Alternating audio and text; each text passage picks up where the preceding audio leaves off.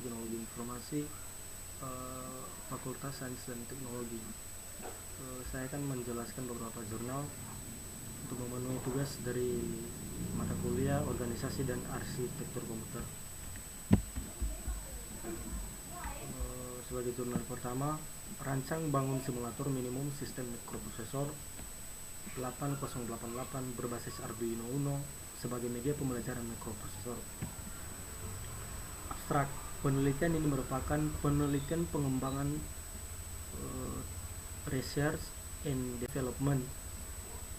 Tahap yang digunakan mengacu pada metode R&D oleh Sugiono yang dimodifikasi menjadi 4 fase.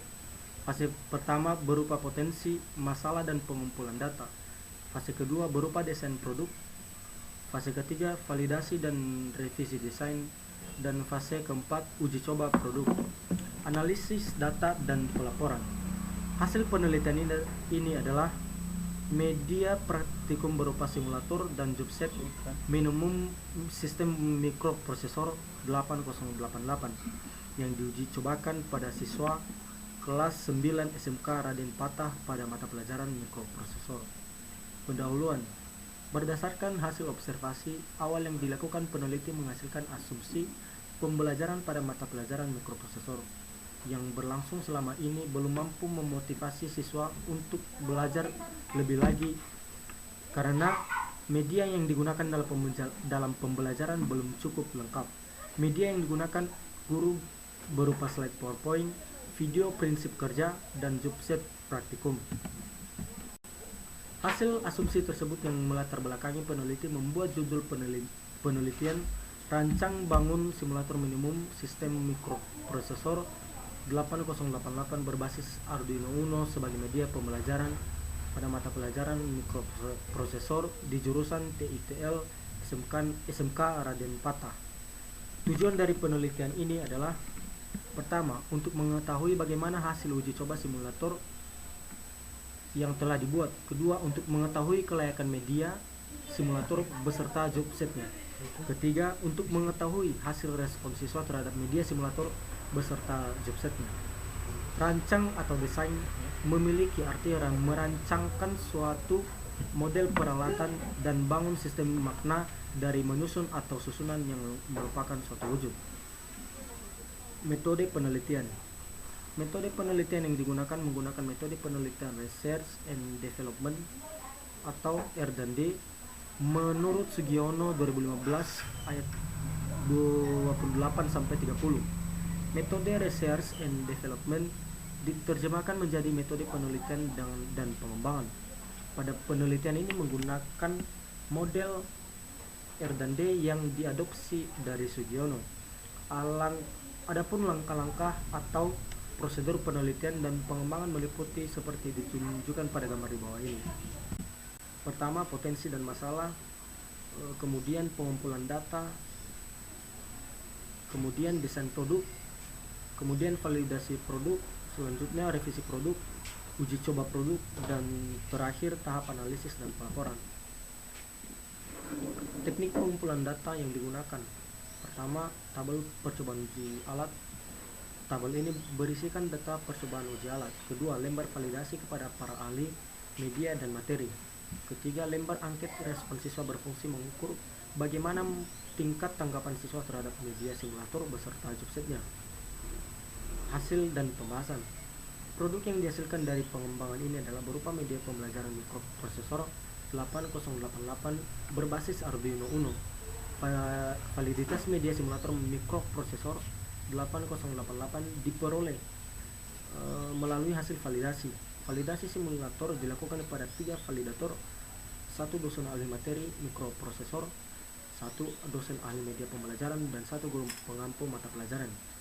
Aspek yang divalidasi dari simulator meliputi aspek perwajahan atau tata letak komponen, aspek materi, dan aspek konstruksi.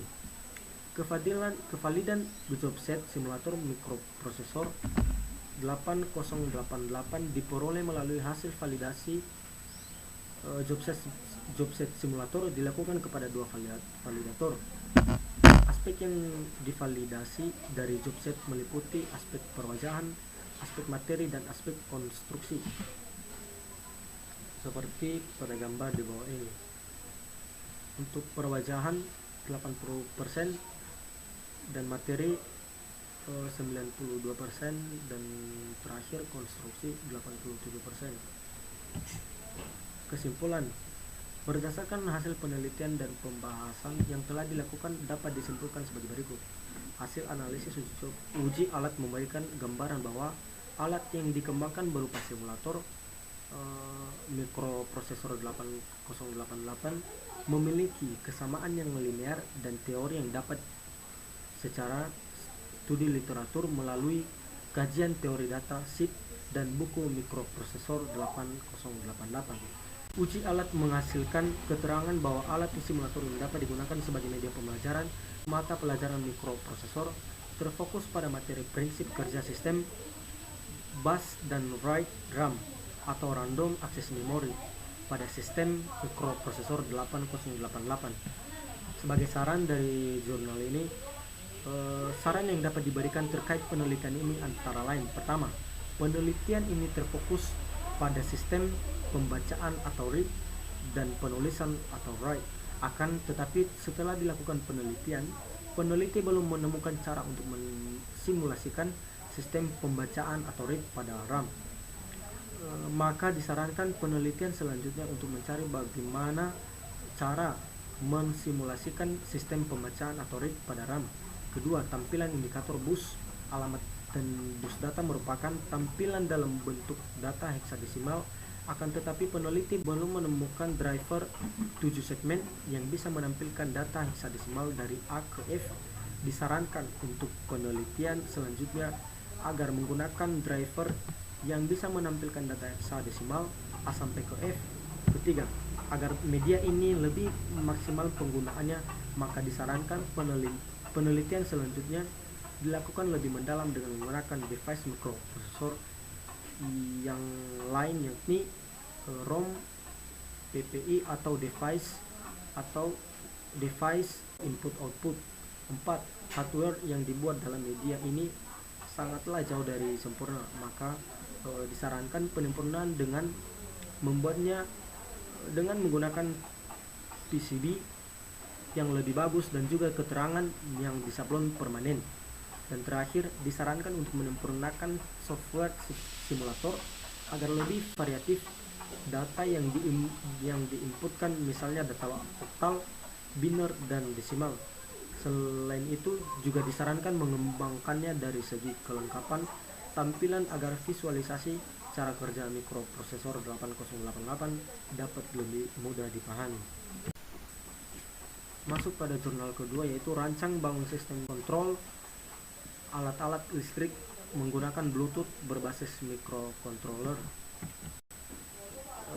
Sebagai abstrak, tujuan dari tesis ini adalah untuk menghasilkan hasil nyata dalam memberikan kenyamanan atau kemudahan mengendalikan alat-alat listrik, antara lain menyalakan atau mematikan lampu di rumah serta kendali atas alat-alat listrik lainnya. Pembuatan rancang bangun sistem kontrol alat-alat listrik menggunakan Bluetooth berbasis microcontroller Atmega 2328 adalah prototipe. Metode penelitian ini terdiri dari beberapa tahap: penelitian, perpustakaan, metode analisis, metode perancangan, dan implementasi. Hasil yang dicapai adalah menurunkan angka kebakaran karena terjadinya konsleting listrik serta meningkatkan aspek kenyamanan dan kemudahan bagi pemakai serta penyandang cacat dan orang tua yang sulit berdiri atau untuk mencapai lampu dan terimplementasinya perangkat infrastruktur. Kesimpulannya adalah peralatan ini sudah teruji dan dapat digunakan sebagai pengontrol alat-alat listrik dengan smartphone Android ringan melalui koneksi Bluetooth tanpa harus menekan tombol saklar. Pendahuluan, zaman modern seperti sekarang ini serta semakin majunya ilmu pengetahuan, alat-alat yang digunakan oleh manusia diharapkan mempunyai nilai lebih dalam meringankan kerja manusia. Nilai lebih itu antara lain adalah kemampuan alat tersebut untuk lebih memudahkan manusia dalam melakukan suatu kegiatan. Sebagai contoh, untuk mengendalikan lampu rumah harus dilakukan dengan saklar. Hal ini setidaknya dapat diubah dengan penggabungan beberapa teknologi yang semakin berkembang saat ini, khususnya bagi pengguna smartphone yang semakin banyak digunakan. Tinjauan pustaka microcontroller. Menurut Iswanto 2011 ayat 2, microcontroller adalah suatu rangkaian terintegrasi atau IC yang bekerja untuk aplikasi pengendalian. Untuk mendukung fungsi pengendaliannya, suatu microcontroller memiliki bagian-bagian seperti central processing unit atau CPU, read-only memory atau ROM, random access memory atau RAM, pewaktu atau pencacah, dan unit input-output. Menurut Budiarto 2012 ayat 19, microcontroller adalah pengontrol utama perangkat elektronika saat ini, termasuk robot dan mesin lainnya. Pemrograman microcontroller merupakan dasar dari prinsip pengontrolan suatu alat di mana diorientasi penerapannya. Microcontroller adalah untuk mengendalikan suatu sistem berdasarkan informasi input yang diterima.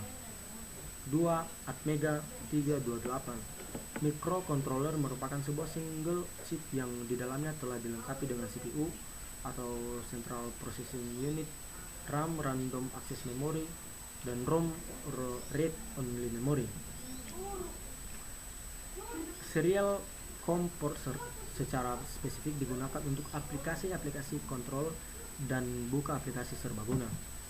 Microcontroller umumnya bekerja pada frekuensi 4 MHz sampai 40 MHz.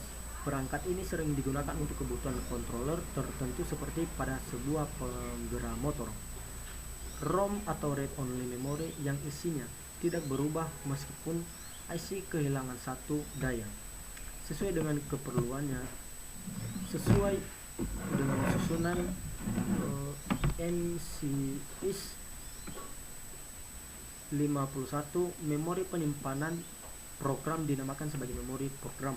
Random access memory isinya akan begitu sirna IC kehilangan satu daya dipakai untuk menyimpan data pada saat program bekerja.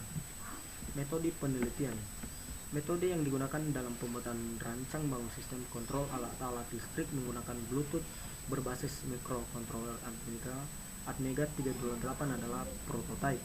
Metode penelitian ini terdiri dari beberapa tahap: penelitian kepustakaan, metode analisis, metode perancangan, dan implementasi. Kesimpulan dan saran. Berdasarkan perancangan sistem, pembuatan alat, serta dari pengujian-pengujian yang telah dilakukan, dapat dibuat beberapa kesimpulan antara lain. Pertama, berdasar hasil pengujian yang dilakukan, alat dapat bekerja dengan baik untuk mengendalikan lampu rumah dengan jarak maksimal 13 meter tanpa ada penghalang. Kedua, rancang bangun sistem kontrol alat-alat listrik ini berjalan dengan baik dan mampu meminimalisir kebakaran karena konsleting arus listrik serta menghadirkan kemudahan untuk manusia. Dan terakhir, tidak berjalan pada lampu 7 dan 8 ADC, analog digital converter, dan tidak sesuai dengan rangkaian digital pada alat ini.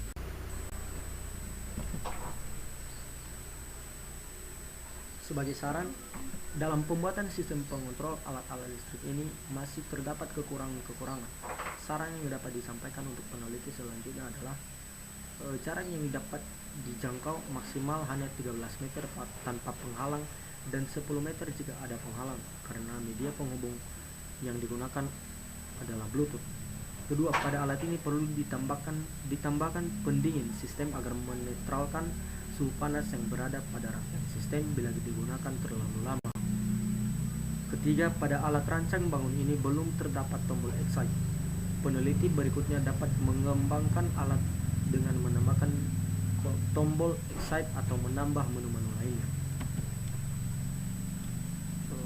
Masuk pada jurnal terakhir, yaitu implementasi interface virtual local area network dan firewall pada mikrotik dan switch management.